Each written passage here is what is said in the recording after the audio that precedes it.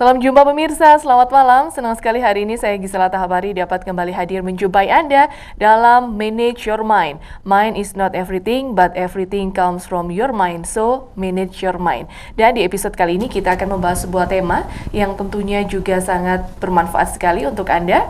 Ucapan benar, bermanfaat, dan menyenangkan. Tentunya kita akan belajar bagaimana cara supaya kita bisa memiliki ucapan yang benar. Dan sebenarnya apa sih manfaatnya dari ucapan yang benar ini? Tentunya bersama dengan narasumber yang sudah hadir bersama saya saat ini. Kita sapa terlebih dahulu. Namo Buddhaya, Bante. Ya, Suki Honto, Namo Buddhaya, kebahagiaan menjadi milik kita bersama untuk mendapatkan sinar kebijaksanaan dalam batin dan pikiran kita pribadi masing-masing. Ya, sehat ya Bante hari ini Bante ya? Ya, lumayan sehat. Iya Bante, karena ini Kota Malang saat ini masuk di masa pandemi, karena sebentar lagi juga mau ada PSBB lagi Bante ya. Jadi tentunya kita semua juga selalu untuk bisa menjaga kesehatan ya pemirsa, tetap Anda memperhatikan protokol kesehatan dari pemerintah. Baik, langsung saja kita akan berbincang mengenai tema kita kali ini, mengenai ucapan benar, bermanfaat, dan menyenangkan. Nah, sebenarnya apa sih Bante yang dimaksud dengan ucapan benar ini?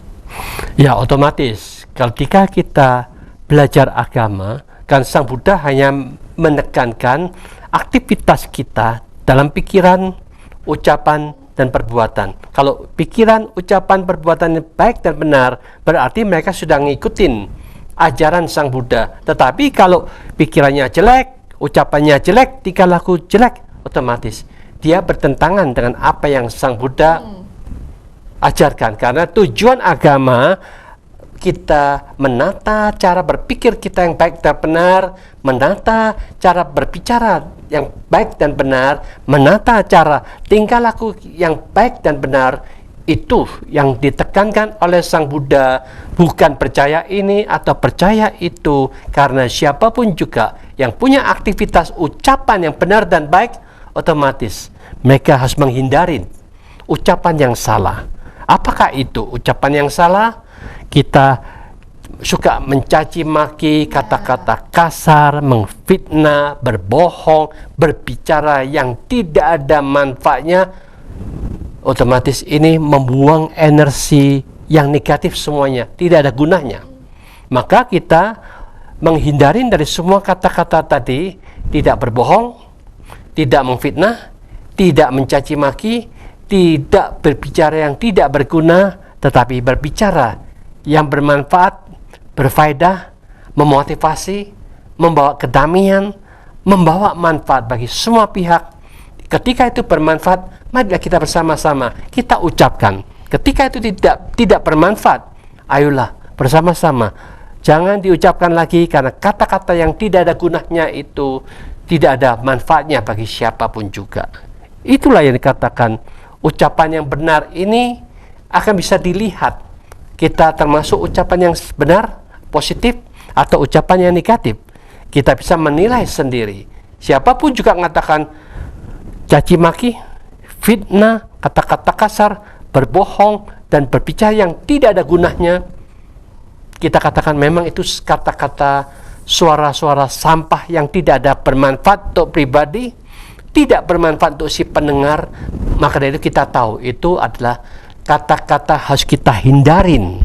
Maka dengan demikian marilah kita memahami seperti ini, baru kita bisa mengikuti bagaimana cara berbicara yang baik dan benar.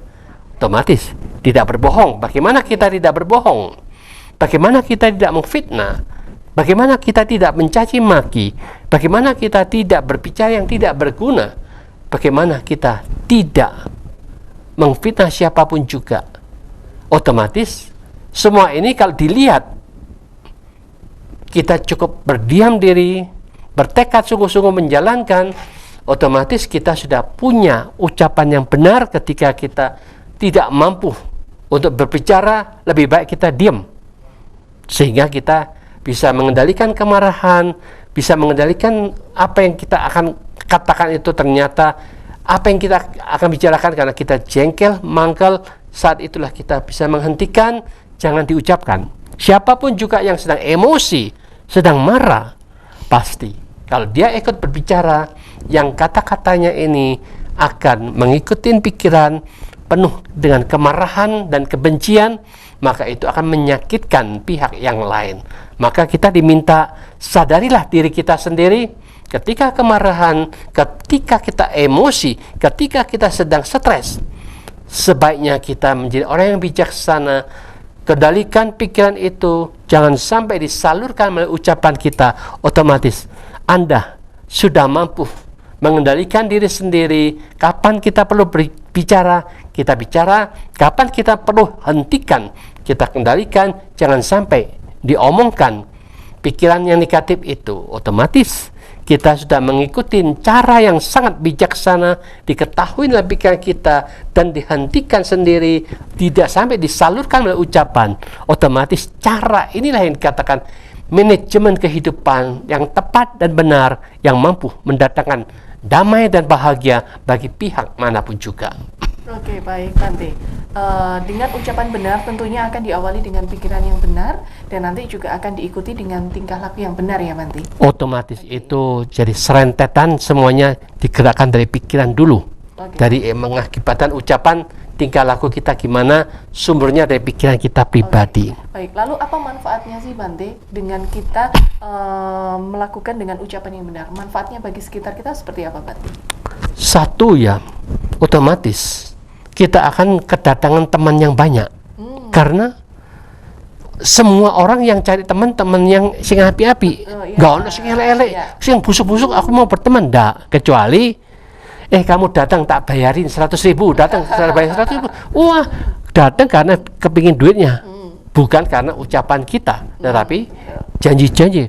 Datang kok tak kasih 1 bungkus nasi, ya datang nanti kita dengarkan apa yang saya kasih arahan, tapi semuanya negatif. Jadi dengan demikian ya otomatis yang butuh itu apa? Apakah kita butuh uangnya?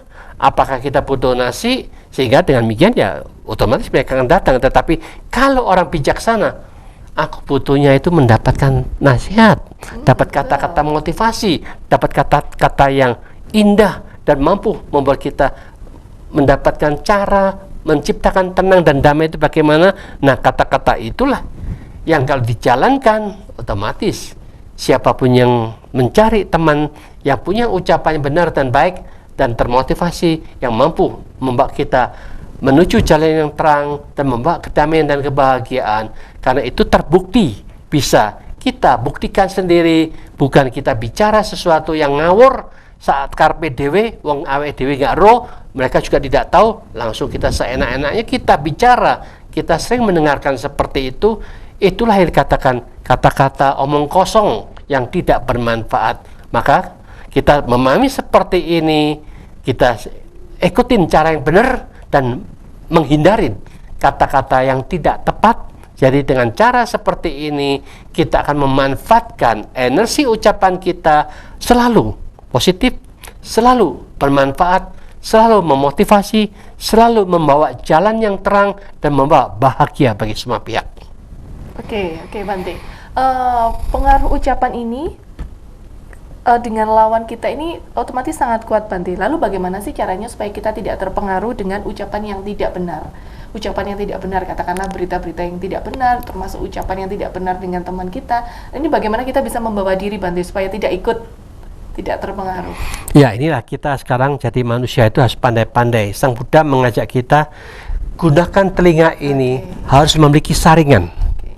Jadi saringan ini berarti apapun mereka katakan, mereka punya hak bicara apapun juga, tetapi kita juga punya hak untuk menutup telinga kita ketika itu sampah yang mereka mau kirim kepada kita, supaya kita benci, supaya kita tidak senang sama kelompok sini, mau ikut memfitnah, ikut mendukung kata-kata jorok itu. Otomatis kita, wah ini kok kotor ya, kok ini jelek ya. Jadi kita tutup dari telinga kita, jangan sampai masuk.